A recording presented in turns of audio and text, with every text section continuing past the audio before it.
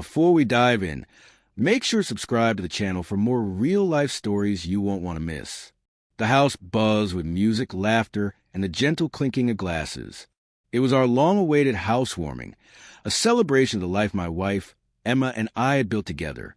Every wall gleamed with fresh paint, every corner arranged perfectly, according to her exacting taste.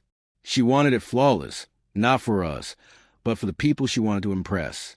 I could tell by the way she kept checking her reflection, adjusting her hair, touching up her lipstick. Stunning, yes, but warm? Only in a rehearsed kind of way. That night wasn't really about our home. It was about her performance, her image. As guests arrived, Emma moved through the crowd like royalty.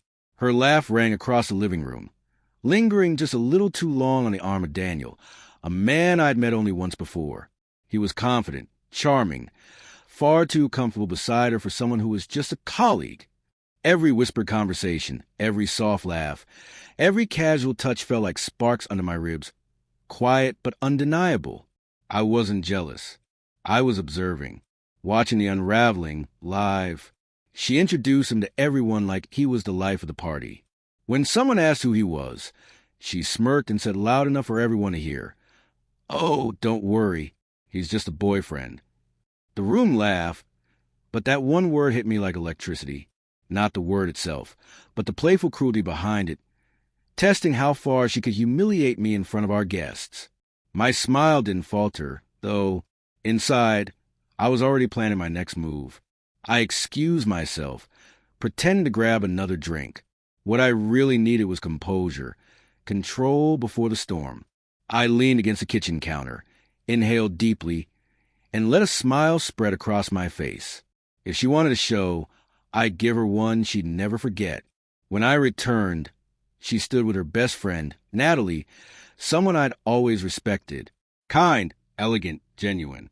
Unlike Emma, she never faked a smile. Emma, now a little tipsy, laughed loudly. "Oh, come on. He's just my boyfriend. You know how harmless I am." People chuckled, waiting for my reaction.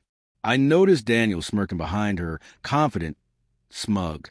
That was when I walked calmly over, still smiling, and gently took Natalie's hand. "You're right," I said, my voice steady.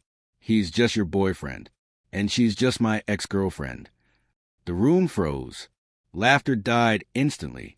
The soft background music was suddenly the only sound. Emma's face drained of color. What did you just say?" she stammered, eyes darting between me and Natalie. Guests looked around, unsure whether to laugh or leave. I didn't raise my voice. I didn't need to. My calm, deliberate smile said it all. "You pushed too far. Now live with it." Natalie pulled her hand back, eyes wide, whispering, I didn't know." I turned back to Emma. "You wanted attention tonight," I said softly. "You got it." Her lips trembled as reality hit. Whispers began, spreading through the room like wildfire. People looked away, uncomfortable. Even Daniel's smugness faltered. He shifted awkwardly, glass in hand. Emma reached for me, panic replacing her arrogance. "Please," she whispered. "Not here. You're humiliating me." I laughed quietly.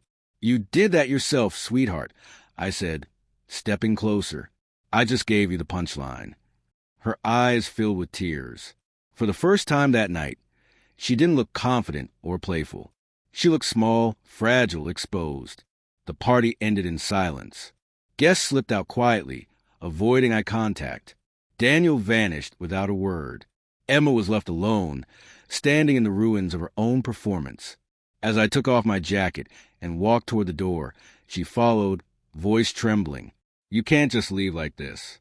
We can fix it." I turned to her, calm and sharp. "We can't fix what you destroyed for fun." That night, as I drove away, the house behind me looked like a home only in light. The warmth was gone. What started as a celebration of new beginnings had become the perfect ending. The night truth finally spoke louder than her laughter. And for the first time in years, I felt free. Free from the games, the lies, and the woman who thought my silence meant weakness. It never did. It meant patience. And tonight, patience finally had its turn.